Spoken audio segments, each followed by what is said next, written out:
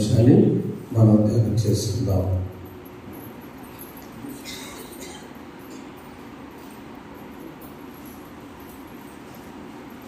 దేవుని నామానికి స్తోత్రములు. మీ అందరికీ నా హృదయపూర్వక వందనములు. మరి మీ అట్లా ఇచ్చిన వారికి కూడా నా హృదయపూర్వక వందనములు. అడ్వెంట్ కాల జ్ఞానాలు ఇంకో వారం మాత్రమే ఉన్నాయి. నెక్స్ట్ వారంలో బుధవారానికి అయిపోతాయి కదా. అంటే దాదాపు ఇంకా జస్ట్ 9 రోజులు అప్పుడే అయిపోయిందా అనిపిస్తూ ఉంది నిజంగానే.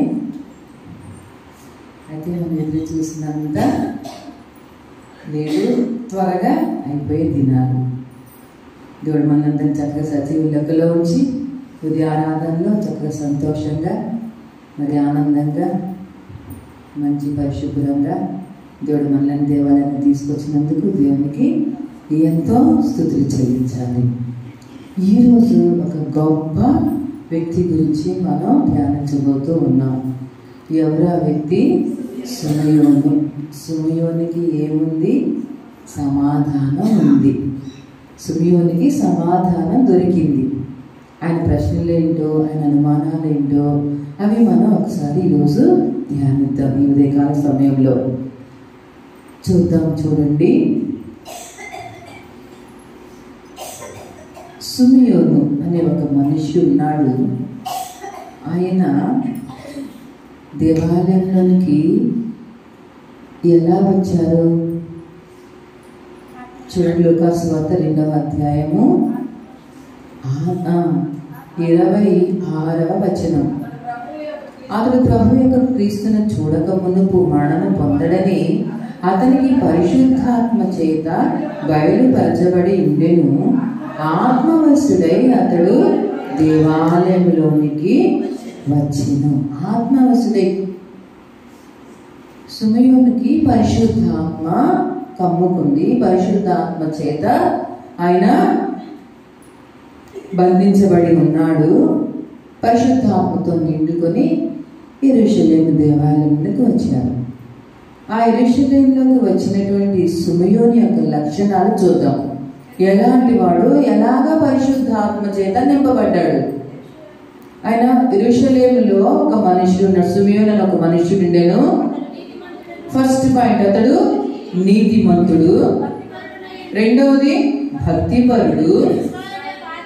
మూడవది ఇశ్రాయేలు యొక్క ఆదరణ కొరకు కనిపెట్టువాడు. పరిశుద్ధాత్మ అతని మీద ఉంది. 4 లక్షణాలు ఆ సుమయోను అనేటువంటి ఒక వృద్ధుడిలో ఉన్నాడు. చాలా ఆయన పెద్దవాడు వయసు. ఎందుకని? క్రీస్తుని చూడక మునుపు మరణం పొందడని ఆయన ఆత్మచేత చెప్పబడి ఉంది. నీతిమంతుడు అంటే మనకు తెలుసు. ఆలోచించుకుందాం. ఎవరు నీతిమంతులు లేరు, కానీ మనకు తెలుసు. నీతి అంటే అబ్రహాము దేవుని నమ్మెను, అది అతనికి నీతిగా ఎంచబడింది. కాబట్టి నీతిగా ఎంచబడాలి అంటే దేవుణ్ణి నమ్మడమే.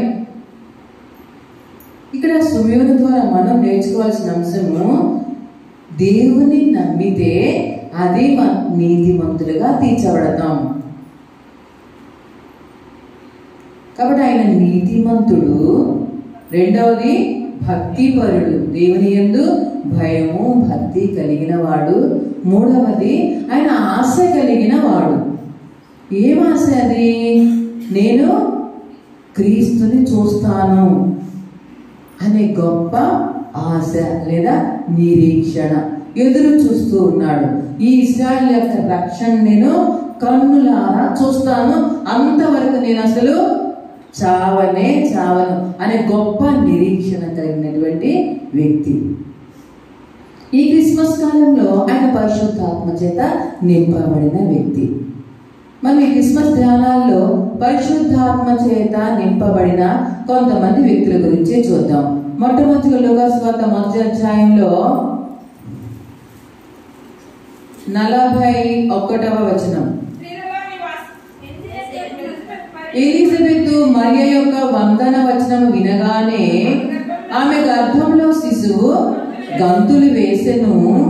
అంతటా ఎలిజబెత్ పరిశుద్ధాత్మతో నిండుకున్నదై బిగ్గరగా ఇట్లనెను, స్త్రీలలో నీవు ఆశీర్వదింపబడిన దానవు, నీ గర్భఫలమును ఆశీర్వదింపబడును. నా ప్రభువు తల్లి నా యొద్దకు వచ్చగా నాకేలాగు ప్రార్థించెను. ఇదిగో నీ శుభవచనము వినగానే నా గర్భంలోని శిశువు ఆనందముతో గంతులు వేసెను. ఇక్కడ పరిశుద్ధాత్మతో నిండుకున్నది ఎవరు? ఎలిజబెత్. ఎలా పరిశుద్ధాత్మ నిండుకుంది? ఆమె వృద్ధురాలు, ఆమె కూడా ఒక యాజకురాలు. అయితే అప్పటికి ఆమె గర్భంలో ఒక శిశువు ఉన్నాడు, 6 మాసముల శిశువు ఉన్నాడు. వృద్ధాప్యంలో గర్భవతిగా ఉన్న ఎలిజబెత్ పరిశుద్ధాత్మతో నిండుకున్నది. ఈ మరియమ్మకి అప్పుడే కన్య అయిన మరియమ్మకి పరిశుద్ధాత్మ చేత జస్ట్ శిశువు స్టార్ట్ అవబోతూ ఉన్నాడు. చిన్న కణం ఉంది కడుపులో, అది శిశువుగా రూపొందింపబడుతూ ఉంది. అప్పుడు పరిశుద్ధాత్మ ఆమెను కూడా కమ్ముకుంది. కాబట్టి ఆమె మరి ఎలిజబెత్ దగ్గరికి వెళ్ళి పెద్ద ఆవిడ కదా, ఈ అమ్మాయి చిన్న అమ్మాయి 14-15 సంవత్సరాల అమ్మాయి మరియా, వృద్ధాప్య 90 సంవత్సరంల ఎలిజబెత్ ఆమె చూడగానే వందనాలు ఆంటీ అందో, లేకపోతే ఏమనిందో ఆ భాషలో గుడ్ మార్నింగ్ అందో మనలాగా. అలాగా అనేసరికి ఆ వందన వచనము వినగానే ఆమె గర్భంలో ఉన్న శిశువు ఆనందంతో గంతులు వేసి అప్పుడు పరిశుద్ధాత్మతో నిండుకున్నదే ఆమె ఆశీర్వదిస్తుంది. మరియమ్మని ఏమని? స్త్రీలలో నీవు ఆశీర్వదింపబడిన దానవు, నీ గర్భఫలం కూడా ఆశీర్వదించబడుతుంది. నా ప్రభుత్వం నా దగ్గరకు వచ్చిన నాకెలా ప్రాప్తించను? అమ్మో, నా ప్రభుత్వం నా దగ్గరికి ఎలా వస్తుంది? చిన్న అమ్మాయి ఏంటి, వృద్ధురాలేంటి, నా తల్లి అండం ఏంటి? నా ప్రభు తల్లి అసలు ఒక్క మాటే, ఆమెతో సంభాషణ చాలాసేపు జరిగిందని కూడా అక్కడ వ్రాయబడి ఉండలేదు. ఒకే ఒక మాట, వందాలాంటి, అంతే.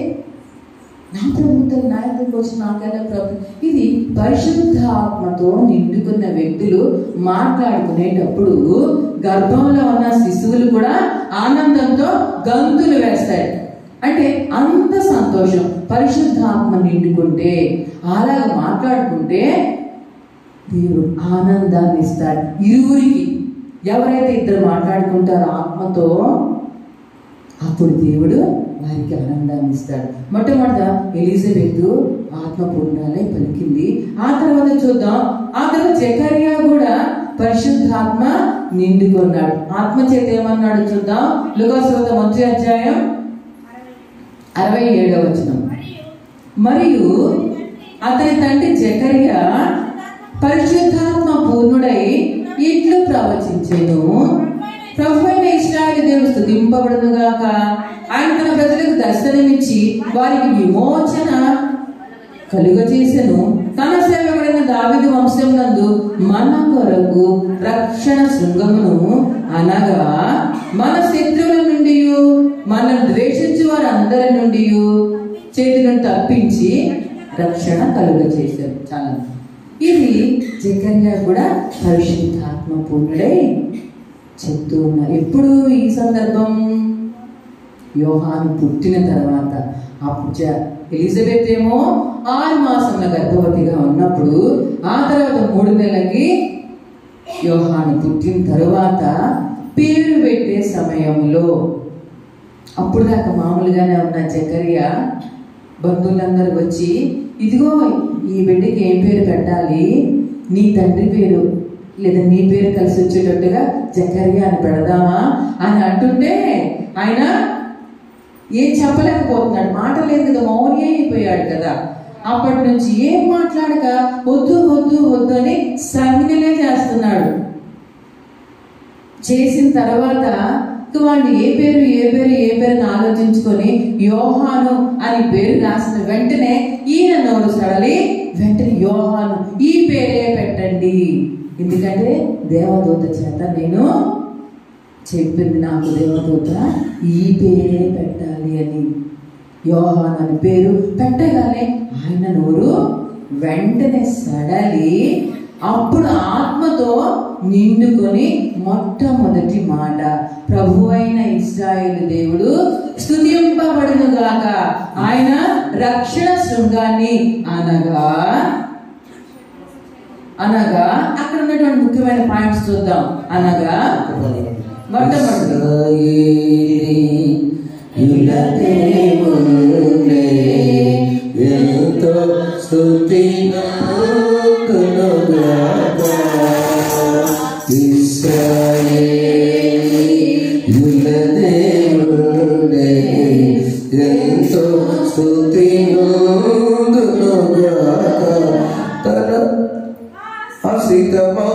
తన జనులకు పఠన ఆత్మ విమోచన కలిగించే ఇశ్రాయేలీయుల దేవుడే ఎంతో స్తుతిగాను గాక, ఘనదాసుడుగా వీరుగా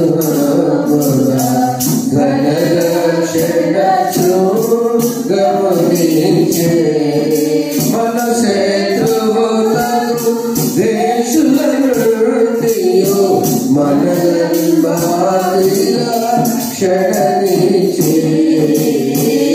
ఇశ్రాయేలీయుల దేవుడే ఎంతో స్తుతిగాను గాక.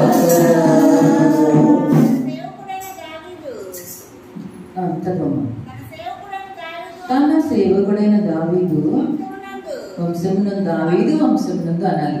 తన సేవకుడైన దావీదు వంశమునందు మన కొరకు రక్షణ శృంగమును అనగా మన శత్రువుల నుండి మనల్ని ద్వేషించి వారందరి చేతి నుండి తప్పించి రక్షణ కలుగజేసెను. ఇది చాలా, మన శత్రువుల నుండి మనల్ని ద్వేషించి వారందరి చేతి నుండి విడిపించడానికి ఈ రక్షణ కలుగజేశాడు అని చెప్పి ఆత్మతో ఆయన కూడా ప్రవచించారు జకరియా. మొట్టమొదట ఎలిజబెత్ ప్రవచించింది, రెండవదిగా జకరియా ప్రవచించాడు, ఆ తర్వాత మూడవదిగా ఇప్పుడు సిమియోను కూడా ఆత్మ చేత నడిపింపబడి అక్కడికి వచ్చినటువంటి మరియా యోసేపులను చూచి చేతిలో ఉన్నటువంటి 8 రోజుల శిశువును చూచి, ఎందుకు తీసుకొచ్చారు 8 రోజులు అక్కడ చూద్దాం. వారు దావీదు వంశము, యూదా గోత్రము, ఇశ్రాయేలీయులు కాబట్టి వారి ధర్మశాస్త్రం తెలుసు. ఆ ధర్మశాస్త్ర పద్ధతి ఏంటో చూద్దాం.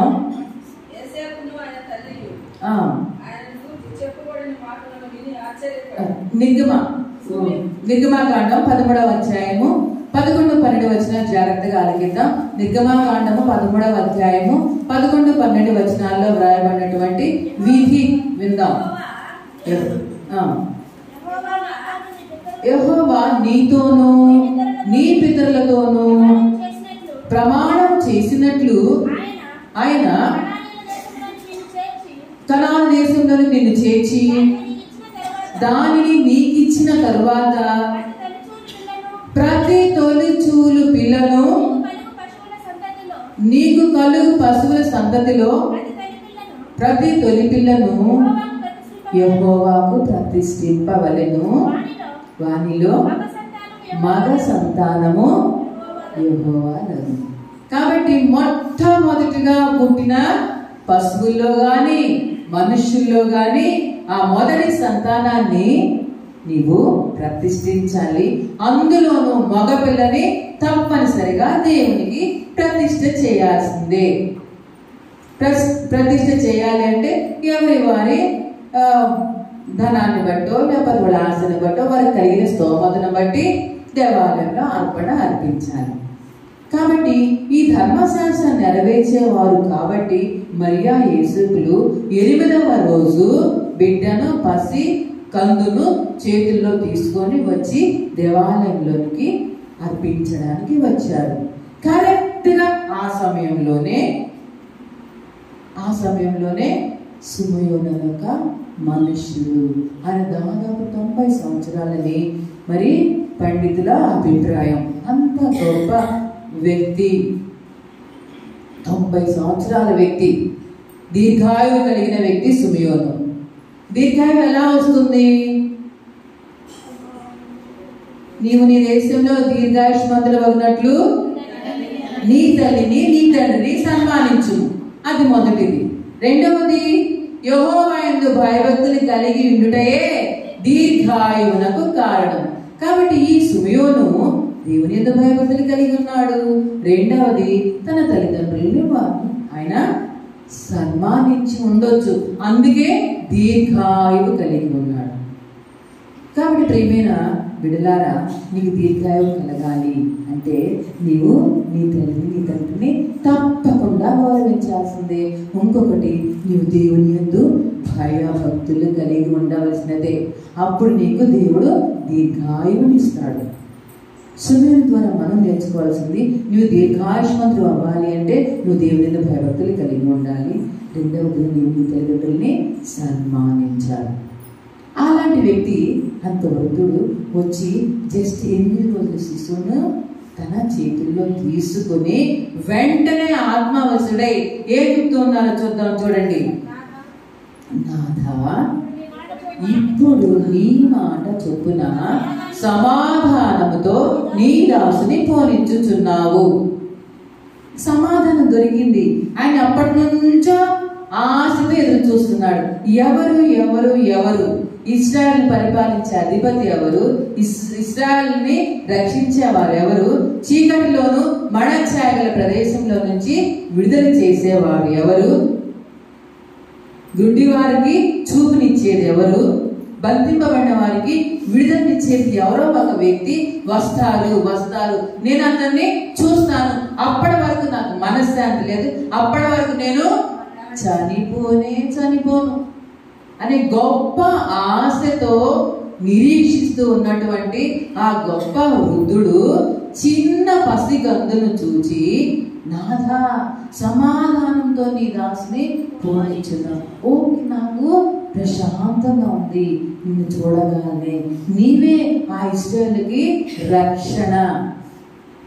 ఇదిగో నేను కన్నారా చూచాను, ఇంకా నాకు ఏమీ అవసరంలా. నేను చూచాను, నా జన్మ ధన్యమైంది.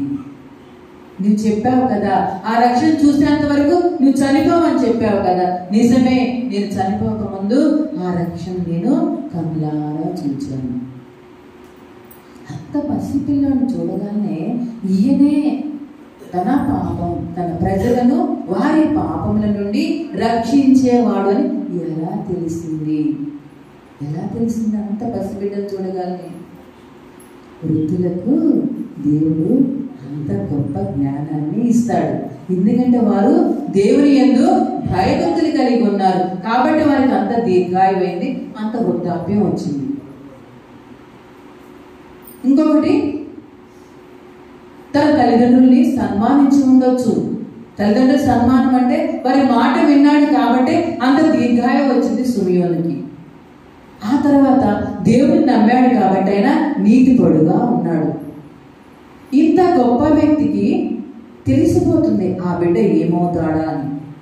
అందుకే ప్రియమైన చిన్న బిడ్డలారా, పెద్దవారిని గౌరవించడం నేర్చుకోండి. ఎందుకంటే వారు నోటితో ఏం పలుకుతుందో అది జరుగుతుంది. వృద్ధాప్యంలోకి వచ్చాకంటే ఎంతో అనుభవ జ్ఞానం గలవారు వాళ్ళు. ఎన్ని సంవత్సరాలు జీవించాలో అంత జ్ఞానం వాళ్ళకి దేవుడు ఆటోమేటిక్గా ఇచ్చేస్తాడు. కాబట్టి వారు ఏది మాట్లాడితే అది తప్పకుండా జరుగుతుంది. అందుకే ఆయన సమాధానం దొరికింది. నీకు కూడా సమాధానం కావాలి అంటే చూద్దాం. ఒక మాట, యోబు గ్రంథం 22వ అధ్యాయము 21వ వచనం. ఆయనతో సహవాసము చేసినాడలా నీకు సమాధానము కలుగుతుంది. నువ్వు ఫ్రెండ్షిప్ అలాగ నీకు మేలు కలుగును. నీవు దేవుడితో సహవాసం చేస్తే నీకు సమాధానం కలుగుతుంది. సమాధానం లేని జీవితాలు, సమాధానం లేని ప్రశ్నలు, మన జీవితాన్ని వేధిస్తూ ఉంటే, ఎప్పుడు ఇంకా ఎప్పుడు నాకు ఉద్యోగం వచ్చేది, ఇంకా ఎప్పుడు నా ఈ కష్టం తీరేది, ఇంకా ఎప్పుడు ఎన్ని సంవత్సరాలు ఎదురు చూడాలి అని నీవు భయపడుతూ అర్థం లేని ప్రశ్నలతో నీవు భయపడుతూ ఉంటే ఒకే ఒక సమాధానం, నీవు ఆయనతో సహవాసం చేసినలా నీకు సమాధానం కలిగింది. దేవునితో సహవాసం చేయండి. సహవాసం, ఫ్రెండ్షిప్. ఇద్దరు ఫ్రెండ్స్ ఎప్పుడు మాట్లాడుతూనే ఉంటారు. ఎక్కడ కూర్చున్నా, ముందు కూర్చున్నా మాట్లాడుతూనే ఉంటారు, వెనక కూర్చున్నా మాట్లాడుతూనే ఉంటారు. ఎప్పుడైనా సరే ఫ్రెండ్స్ పక్కన కూర్చున్నారంటే ఇంకంతే, మాటలు వస్తూనే ఉంటాయి. మరి ఏం మాటలు ఫ్రెండ్స్ కదా, సహజమే. కాబట్టి సహవాసం, ఫ్రెండ్షిప్ చేయండి. నీవు దేవుడితో సహవాసం చేయి, అప్పుడు నీకు నెమ్మది కలుగుతుంది, నీకు మేలు కలుగుతుంది, నీకు సమాధానం కలుగుతుంది. నీకు అసలు సమాధానం దొరకని ప్రశ్నలు అంటే ఏమీ ఉండవు. అన్నిటికీ సమాధానం నీ దగ్గరే ఉంటుంది. ఎప్పుడు నీవు దేవునితో సహవాసం చేయడం అంటే, దేవునితో ఎలా సహవాసం చేయాలి, బైబిల్ గ్రంథాన్ని పఠించడం ద్వారా దేవునితో సహవాసం చేయడం అలవాటు అవుతుంది. అప్పుడు నీకు అర్థం లేని ప్రశ్నలకన్నిటికీ జవాబులు సిద్ధంగా ఉంటాయి. రెండవ చూద్దాం, రెండే గుర్తు చేసుకుందాం మనం. రెండవది ఫిలిప్పీయులకు రాసిన పత్రిక 4వ అధ్యాయము 6-7 వచనములు. అపోస్తలుడైన పౌలు ఫిలిప్పీయులకు రాసిన పత్రిక, దేనిని గూర్చి చింతపడకుడి గాని ప్రతి విషయంలోనూ ప్రార్థన విజ్ఞాపనముల చేత కృతజ్ఞతాపూర్వకముగా మీ విన్నపములు దేవునికి తెలియచేయండి. అప్పుడు సమస్త జ్ఞానములకు మించిన దేవుని సమాధానము యేసుక్రీస్తు వలన మీ హృదయములకును మీ తలంపులకును కావలి ఉండును. సమస్త జ్ఞానానికి మించిన దేవుని సమాధానం ఎప్పుడు నీవు కృతజ్ఞతాపూర్వకంగా దేవునికి మనవి చేసిన ఎడల, ప్రార్థించిన ఎడల నీకు సమాధానం దొరుకుతుంది. రెండే నీకు సమాధానం కావాలి. ఈ క్రిస్మస్ పండుగలో, క్రిస్మస్ దినాలలో దేవుని ఆరాధించే వారికి సమాధానం రెండే గుర్తు పెట్టుకున్నాను. మొట్టమొదటి నువ్వు దేవునితో సహవాసం చేస్తే నీకు సమాధానం. రెండవదిగా నీవు కృతజ్ఞతాపూర్వకంగా మీ విన్నపం దేవునికి తెలియజేస్తే అండ్ నీ ప్రార్థన చేస్తే దేవునికి నీకు సమాధానం దొరుకుతుంది. ఏ జ్ఞానం? సమస్త జ్ఞానానికి మించిన దేవుని సమాధానం. నిజమే, సమస్త జ్ఞానానికి మించిన దేవుని సమాధానం నాకు కూడా ఒక క్షణంలో దొరికింది. ఎప్పుడు అంటే, మళ్ళీ చెప్తున్నా, ఒకసారి చెప్పుండొచ్చు, మళ్ళా గుర్తొచ్చింది నాకు ఈరోజు. నేను ఉద్యోగానికి వెళ్ళేటప్పుడు, ఇంటర్వ్యూకి వెళ్ళేటప్పుడు, ఈడీ అయిపోయిన తర్వాత ఇంటర్వ్యూలు ఉన్నాయి 1996లో. పైన ఇంటర్వ్యూ జరుగుతూ ఉంది, మెట్లెక్కి నేను పైకి వెళ్ళాలి. మెట్లెక్కుతూ ఉన్నా, ఆ మెట్ల దగ్గర నుంచి కింద దిక్కుంటూ ఎదురుగా నాకు అటెండర్ని ఎదురొచ్చాడు. దిగుతూ ఉన్నాడు ఆయన, చక్క టోపీ, వైట్ బట్టలు, వైట్ ప్యాంట్ షర్టు, తర్వాత ఇది ఉంటుంది కదా వెళ్ళ వేసుకొని ఉంటారు కదా వాళ్ళు అటెండర్స్ అంటే, బండ్రోతు.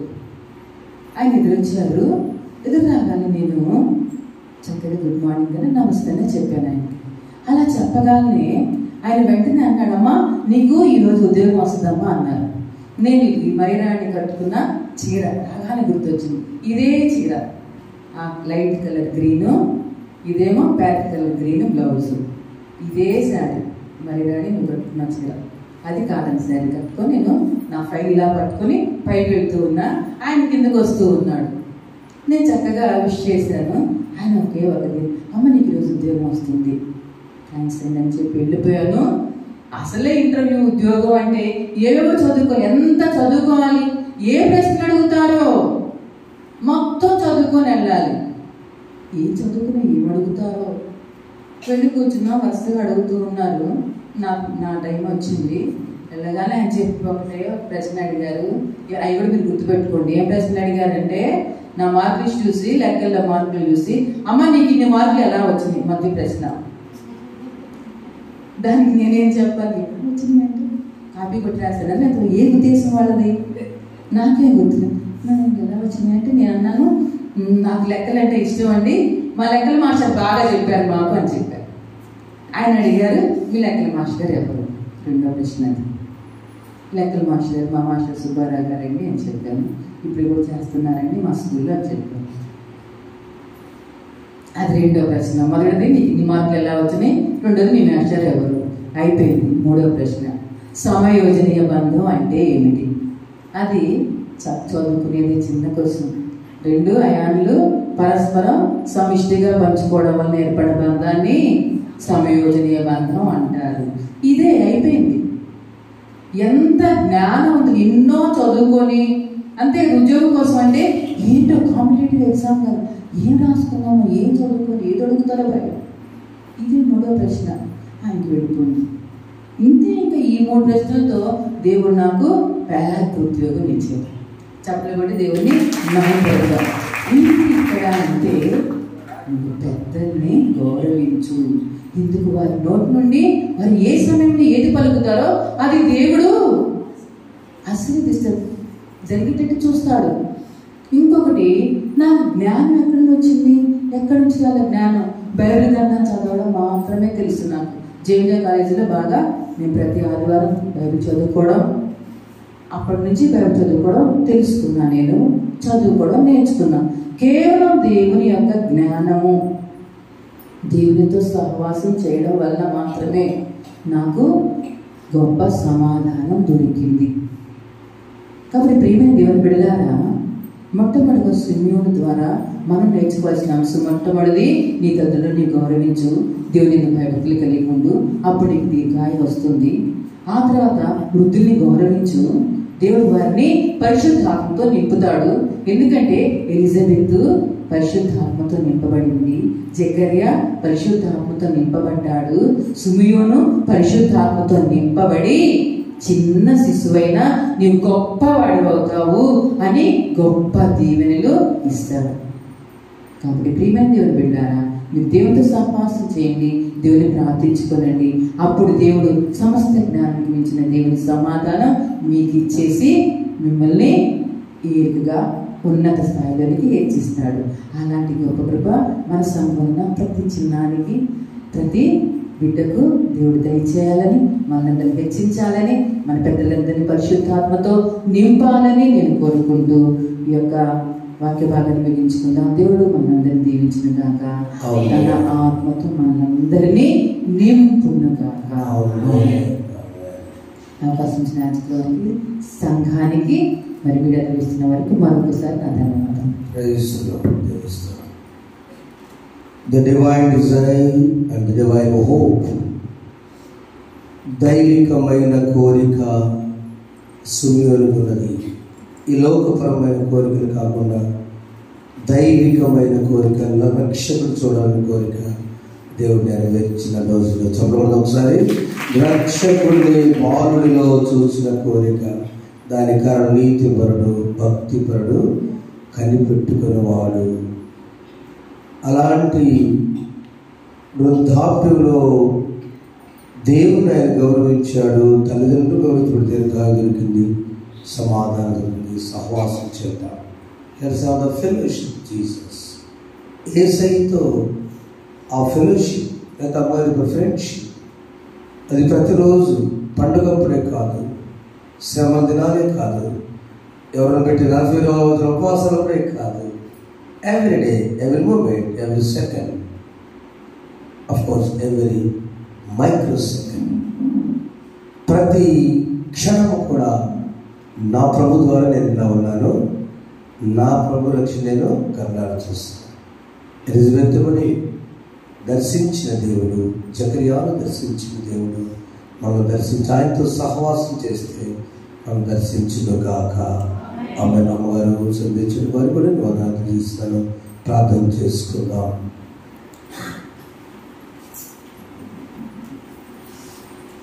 నీవుంటే నాకు చాలు యేసయ్యా,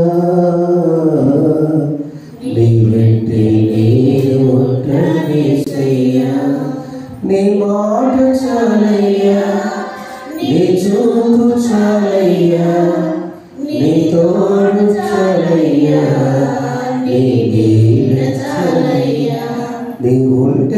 నాకు చాలు యేసయ్యా, నీ వెంటే నేను ఉంటానేసయ్యా. పరిశుద్ధునికి స్తోత్రాలైనా నీతో సహవాసము చేసి దేవాలయంలో ఇశ్రాయేలీయుల రక్షణ కొరకు ఒక రక్షకుడు ఉదయిస్తున్నాడని, నేను కళ్ళలో చూస్తానని దైవికమైన ఆశ కలిగి, కోరిక కలిగి, దైవికమైన నిరీక్షణ కలిగి సుమేలు జ్ఞాపకం చేస్తున్నాం. నీ దాసురాల ద్వారా మేము కూడా నా తండ్రి మా కోరికలు దైవికమైనవిగా, దైవ సంబంధమైనవిగా, ఆధ్యాత్మిక నీ కృప దయచేయండి. నీతో సహవాసం చేసే సమయాన్ని దయచేయండి. వేకువ జామున లేచిన మీరు ఎవరు వెతుకుతురా, తెల్లవారిన వెళ్ళ నిన్ను తెలియదు మన క్రీస్తున్నది పాడిన రీతిగా నాయన నిన్ను వేకువ జామున వేకువ చుక్క మమ్మల్ని దర్శించడానికి వస్తే యేసునికి స్తోత్రాలు. నేను ఆశీర్వదించండి. ఎంతో ఆశ్చర్య విడుదల ప్రభు నీతిగా, భక్తిగా, సమాధానకరమైన జీవితాలు జీవించడానికి నీ కృప దయచేయమని ఇదంటే ఆశ్చర్యపడకుండా ఆశీర్వదించమని యేసునామమున వేడుకొని ప్రార్థిస్తున్నాము తండ్రి, ఆమేన్. మమ్మల్ని ఉదయం వరకు సురక్షితంగా కాపాడు ప్రభువా, మా పరలోకపు తండ్రి, సర్వశక్తి నిలిచిన దేవా, నీ మహాశక్తితో ఈ దినంతా మమ్మల్ని సంరక్షించు. ఈ దినం మేము ఏ పాపంలోను కాక ఏ విధంగా నడుచుకున్నట్లు కూర్చుకు మా కార్యములన్నీ నీ ఆజ్ఞలకు అనుకూలమై నీ దృష్టి నీతికున్నట్టు మరి నీతో పరిశుద్ధ ఆత్మతో సదా ఏక దేవుడై యుగంలో జీవించు పరిపాలించుడు నీటి కుమారుడు మా ప్రభువైన యేసుక్రీస్తు ద్వారా నిన్ను వేడుకొంచున్నాము. ఆమేన్. పరలోకమందున్న మా తండ్రి, నీ నామము పరిశుద్ధపరచబడుగాక, నీ రాజ్యము వచ్చుగాక, నీ చిత్తము పరలోకమందు నెరవేర్చున్నట్లు భూమి యందును నెరవేరుగాక. మా అపరాధములను దయచేయము, మా ఎడల అపరాధములు చేసిన వారిని మేము క్షమించిన ప్రకారం మా అపరాధములను క్షమించు. శోధనను తేక దుష్టుని మమ్మల్ని తప్పించుము. రాజ్యము, శక్తియు, మహిమయు నిరంతరం నీవే ఉన్నవి. ఆమేన్.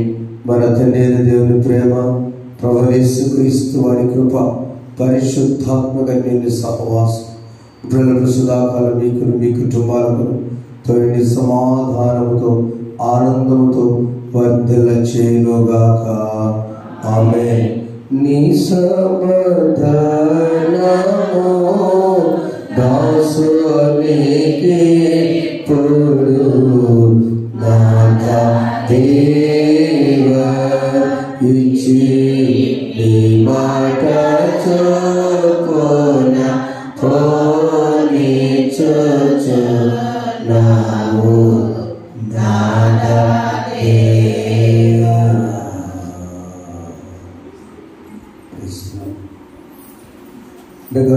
దేవుడు దీవించుగాక. ఆమేన్. Thank you. I wish you an advance happy Christmas season.